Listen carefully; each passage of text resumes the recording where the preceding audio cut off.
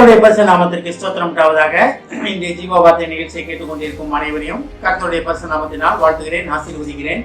இன்றைய தின தியானத்திற்கு தேவன் கொடுத்த வேத பகுதி 1 நாளாகமம், அதில் 16ஆம் அதிகாரம், அதில் 11ஆம் வசனம். 1 நாளாகமம் 16-11.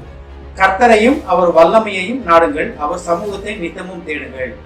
இன்றைய தினம் அதை கேட்டுக்கொண்டிருக்கும் நேயர்கள் அனைவரும், விசுவாசிகள் அனைவரும் கர்த்தரை நித்தமும் தேடுவதற்காக தேவன் உங்களை அழைக்கிறார். கர்த்தரை நித்தமும் தேட வேண்டும். நம்ம அவருடைய வாசல் படியில் காத்திருக்கிற நித்தமும் காத்திருக்கிற மனுஷன் பாக்கியவான் அப்படின்னு படிக்கிறோம். அப்ப தேவனை நித்தமும் தேடுவதுன்னா என்ன? பைபிள் படிப்பது, அவருக்கு ஜெபம் பண்ணுவது, அவர் பாடல்களை பாடி, அவர் ஆராதனைகள், அவர் தியானித்து கொண்டே இருப்பது, அவர் செய்கைகளை, அவர் நமக்காக செய்த காரியங்களை, அவர் கடந்த காலத்தில் செய்த காரியங்களை அதன் தியானித்து கொண்டு இருப்பது தான் நித்தமும் தேடுவது. தேடுவதுதான் நம்ம ஒரு ஆள் காணப்பத்தி குளிஞ்சு குத்தி விளையாடுறோம் வந்ததுலாம் கிடையாது. இது வந்து நித்தமும் தேடுவதுன்னா இந்நேரமும் தேவனுடைய எண்ணத்திலே இருப்பது. தேவன் எனக்கா என்ன வைத்திருக்கிறார், தேவன் என்னோட பேசுங்க அப்படின்றது. இதுல வந்து 2 காரியங்கள் சொல்லப்பட்டிருக்கிறது, கர்த்தரையும் அவர் வல்லமையையும். அப்ப தேவனையும் தேடணும், அவர் வல்லமையும் தேட வேண்டும். அப்ப தேவனை மட்டும் தேடிட்டு நான் டெய்லி ஜெபம் பண்றேன், ஓகே ஆண்டவரே, ஸ்தோத்திரம் ஆண்டவரே அப்படின்னு போறோமா? அதுக்காக தேவன் நம்மளை படைக்கவில்லை. கேட்டு பெற்றுக்கொள்வதற்காக, கேட்கிறவனு பெற்றுக்கொள்கிறான் நம்ம அடிக்கடி பார்க்கணும் நம்ம. அப்ப தேவனிடத்தில் கேட்டு அவர் வல்லமையை பெற்றுக்கொள்ள வேண்டும். எதுக்காக வல்லமை? நீங்க தான் எழுப்பி பிரகாசிக்க போறீங்க, நீங்க தான் உலகத்துக்கு ஒளியாக இருக்க போறீங்க, நீங்க தான் உலகத்துக்கு உப்பாக இருக்க போறீங்க. அதை நீங்கள் கேட்டு பெற்றுக்கொள்வதற்காக தேவன் உங்களை அழைக்கிறார். அதனால தான் யோவான்ல 14ஆம் அதிகாரத்துல பார்க்கலாம், என்னை விசுவாசிக்கிறவன் வந்து என்ன நான் செய்த காரியங்களும் செய்வான், என்னிலும் மேலான கிரியைகளும் செய்வான்.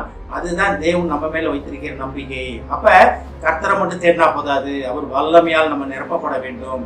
தேவன் நம்மளை வல்லமையால் நிரப்புவதற்காக அவர் சித்தம் உள்ளவராக இருக்கிறார். அப்ப தேவன் வந்து நம்ம எழுப்பி பிரகாசிப்பது, உலகத்துக்கு ஒளியா இருப்பது தான் தேவனோட சித்தம். நம்ம வெளியே போனோம்னா அப்போஸ்தலர் காலத்துல பாத்தீங்கன்னா பேதுரு, யோவான் அவங்களாம் வெளியே போகும்போது அவங்க நிழல் பட்டு சுகமானாங்கன்னு பார்க்குறோம். நம்ம பேதுரு நிழல் பட்டு சுகமானதை படிக்கிறோம். அவங்க தொட்டவங்க சுகமானாங்க, இயேசுவின் வஸ்திர தொங்கலை தொட்ட ஸ்திரீ சுகமானா. அப்பேற்பட்ட வல்லமை தேவன் நமக்கு அளித்திருக்கிறார்.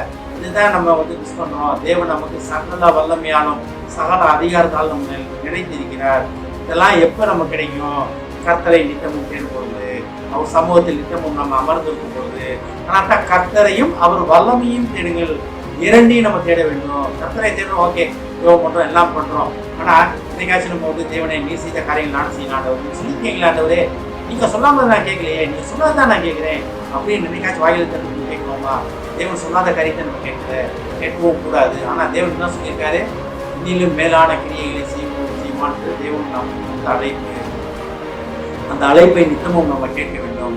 அதான் கர்த்தரையும் அவர் வல்லமையும் தேடுவது. அடுத்து பாருங்க, அவர் சமூகத்தை நித்தமும் தேடுங்கள். அப்ப கர்த்தருடையும் அவர் வல்லமையை நாடுவதும் மட்டும் கிடையாது, அவர் சமூகத்தை நித்தமும் தேடுவதற்காக நம்ம அழைக்கப்படுகிறோம்.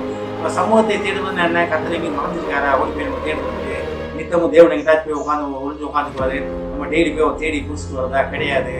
தேவன் உங்களுக்குள் இருக்கும் தேவனை தேட வேண்டும். நம்ம தேவன் உங்களுக்காக வைத்திருக்கும் வல்லமையை தேட வேண்டும். கர்த்தரை சமூகத்தில் நித்தமும் அமர்ந்திருந்து, தேவனை நான் உங்களை பார்க்க வேண்டும் ஆண்டவரே, உங்க சத்தத்தை கேட்கவும் வேண்டும் ஆண்டவரே அப்படின்னு நித்தமும் தேவனை தேடுவதற்காக நம்ம அழைக்கப்பட்டிருக்கிறோம். கர்த்தரை தினமும் தேடுவது இது ஒரு டைம்ல கொஞ்ச நாள் கஷ்டமா இருக்கும், அப்புறம் முக்கியமா பிராக்டிஸ் பழகி போயிடும் அது. அப்ப தேவ சத்தத்தை கேட்டுதான் நீங்க அனைத்து காரியங்களும் செய்வீங்க.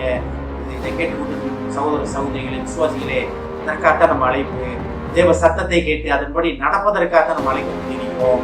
அநேகர் வந்து ஜெபம் பண்றோம், எல்லாமே பண்றோம், ஆனா அதை அந்த டைமோட விட்டுரும். காலையில பிரேயர் டைம் வச்சிருக்கோம், பிரேயர் ரூம் வீட்டில் வச்சிருக்கோம், எல்லாமே வச்சிருக்கோம். அந்த ரூம்ல போனா தான் தேவனை தேடணும். வெளியே வந்தோம்னா உலகத்துக்கு போயிடும். அது கிடையாது. நித்தமும் தேட வேண்டும். நித்தமும்னா என்ன? 24 மணி நேரமும். 24 மணி நேரம்னா என்ன? ஒரு நாள்னா ஒரு வாரம், 7 நாள், 7 நாள், ஒரு வாரம் வந்து 52 வாரம், வருஷம் அப்படி போனீங்கன்னா வருடம் முழுக்க பார்க்க நம்ம இறுதி மூச்சு வரைக்கும் நித்தமும் தேவனை தேடுவதற்காக அழைக்கப்படுகிறோம். இது வரைக்கும் நம்ம எப்படி இருக்கணுன்றதை விட்டுருவோம். ஆனா இதே தினம் தேவன் உங்களை நோக்கி சொல்லுகிறது என்ன காரியம்னா, என்னையும் எனது வல்லமையும் தேடுங்கள். அது எப்படி? நித்தமும் தேடுங்கள், நம்ம சமூகத்தை நித்தமும் தேடுங்கள். தேவன் உங்களை நோக்கி அழைப்பு இருக்கிறார். அழைப்பு கொடுத்த தேவன் நம்ம என்ன பதில் சொல்ல போகிறோம்? நம்ம நாமே ஆராய்ந்து பார்க்கிறோம். ஜெபிப்போம். எங்களை அடிமனேசம் அட்மிட் பண்ணுவதாவே, கர்த்தரையும் அவர் வல்லமையும் நாடுகள், அவர் சமூகத்தை நித்தமும் தேடுகள் என்று சொல்லியிருக்கிறார். நாங்கள் உமது சமூகத்தை நித்தமும் தேடி உண்மையும் உமது வல்லமையும் பெற்றுக்கொள்ள எங்களுக்கு உதவி கேட்டுக்கொண்டு ஒவ்வொரு விசுவாசியும் ஆசீர்வதிக்கிறோம் அப்பா. ஒவ்வொரு குடும்பத்தையும் ஆசீர்வதிக்கிறோம் ஆண்டவரே.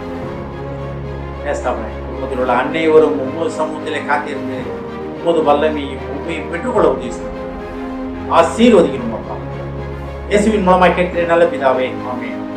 கர்த்தர் உங்களை ஆசீர்வதிப்பாராக.